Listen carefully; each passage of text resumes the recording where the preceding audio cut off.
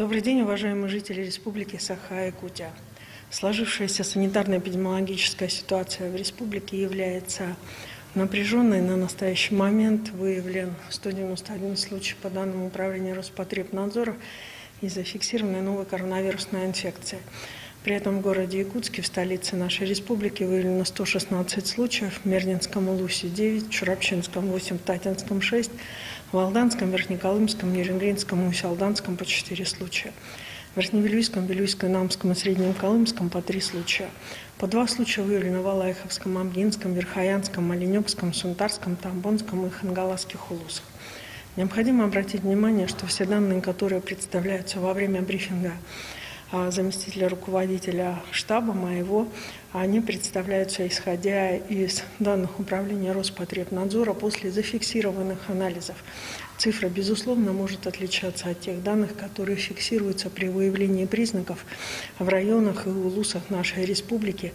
В последующем сама по себе эта цифра, она, безусловно, ни в коем случае не может быть поставлена под сомнение, потому что наши лечебные учреждения лечат всех, кто обращается за данным диагнозом. За весь период, за сутки проведено 2888 исследований.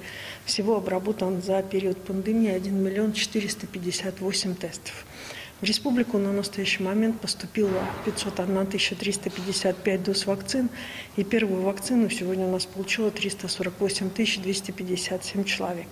Необходимо обратить внимание, что начался процесс ревакцинации, который сегодня требует ускорения, и ревакцинировано 10 431 человек. На настоящий момент из поступившей вакцины от общего объема поступившего в республику использован 71,5%. Уважаемые жители Республики Саха-Якутия, та нагрузка, которая сегодня ложится на учреждения здравоохранения с достаточно высоким уровнем фиксации как заболевших по данным Управления Роспотребнадзора, так и имеющих соответствующие признаки как ОРВИ, так и гриппа, приводит нас к необходимости совершения ряда организационных мероприятий.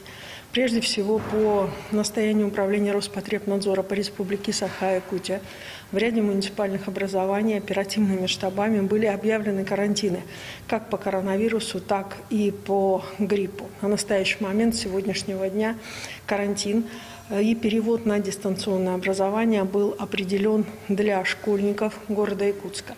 В связи с чем я обращаюсь сегодня к родителям все-таки обеспечить необходимую вакцинирование и членов семьи, и, соответственно, заботиться о том, чтобы дети как можно при необходимости первых признаков ОРВИ непосредственно обращались в учреждения здравоохранения.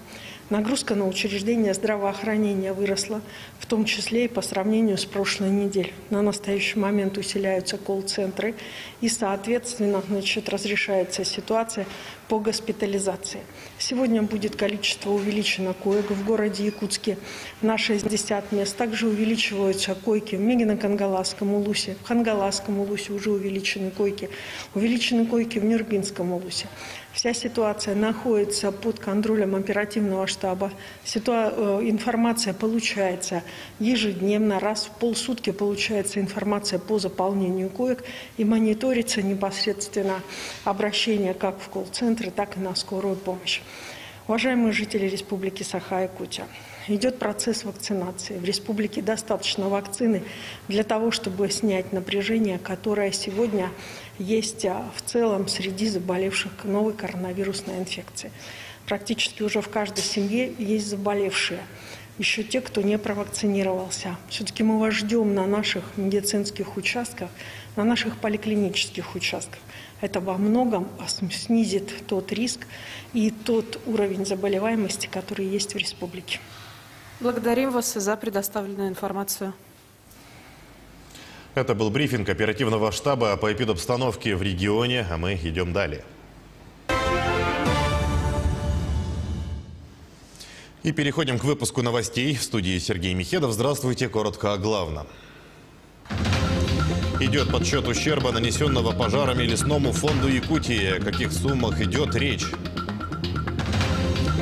Республика отмечает День государственности. К памятнику